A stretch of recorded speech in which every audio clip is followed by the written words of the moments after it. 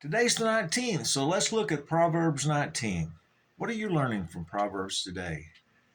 Hey, I was really impressed with Proverbs verse number 11 today. Good sense makes one slow to anger, and it is his glory to overlook an offense. You know, how often today are we confronted with conflict wherever we go? At work, at play, whatever. It's true that there's a time for war and there's a time for peace.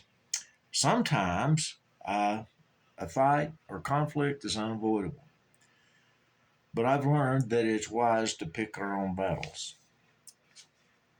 I found that some people, however, are inclined to love conflict. Have you ever known anybody that just thrived on conflict? I have. I've seen some folks that they don't feel like their day's complete unless they start an argument. And some people, they like to cause problems. They like the drama. Uh, doesn't matter what happened, they always are in disagreement. But in Proverbs 11, we see that good sense makes us slow to anger, and it is a glory to overlook the offense. And you know what? Sometimes when you run across those obnoxious people, it's almost like if you don't engage in their argument with them, it it's almost revenge. They can't stand it if they don't start an argument.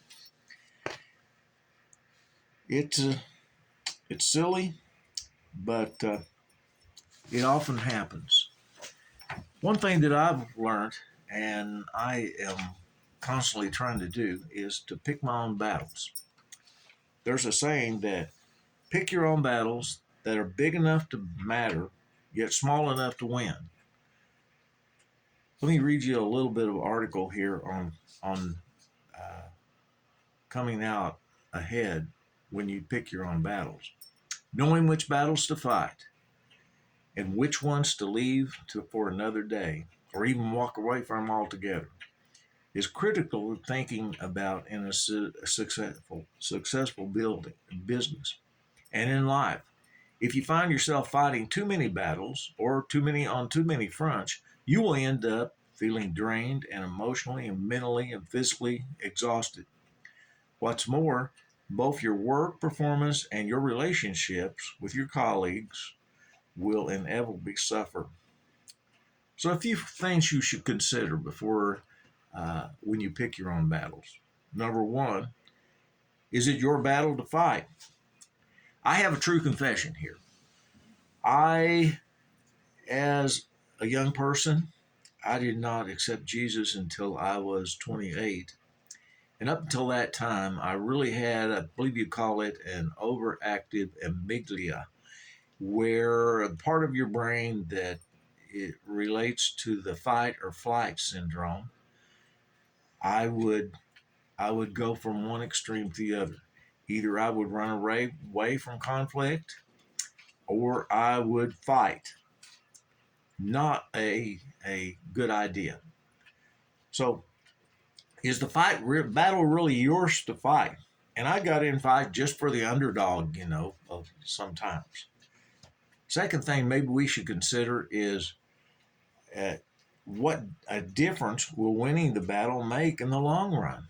I mean, if it's just something trivial, what the heck?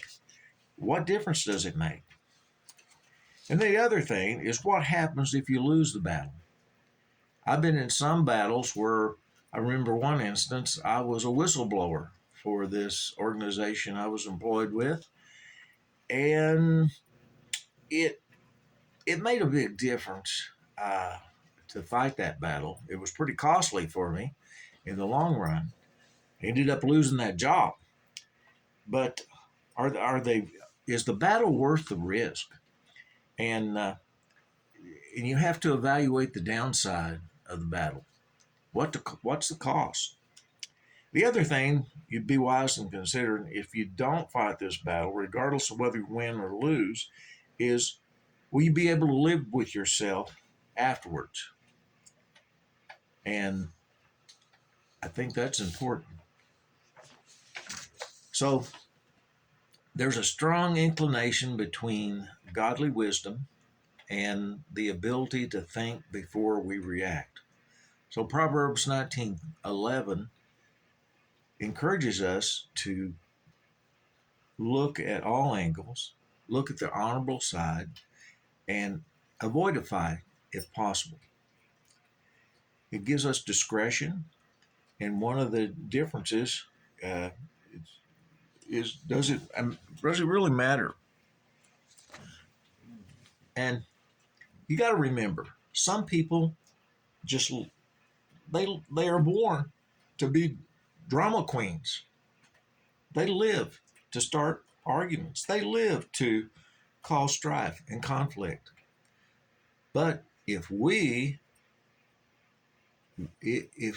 refuse to participate in it, or better yet, like the Bible recommends in Romans 12:20, is that when your enemies hunger or when they need something, if you will go do your best to try to do good to them, it's like reaping hot coals on their forehead.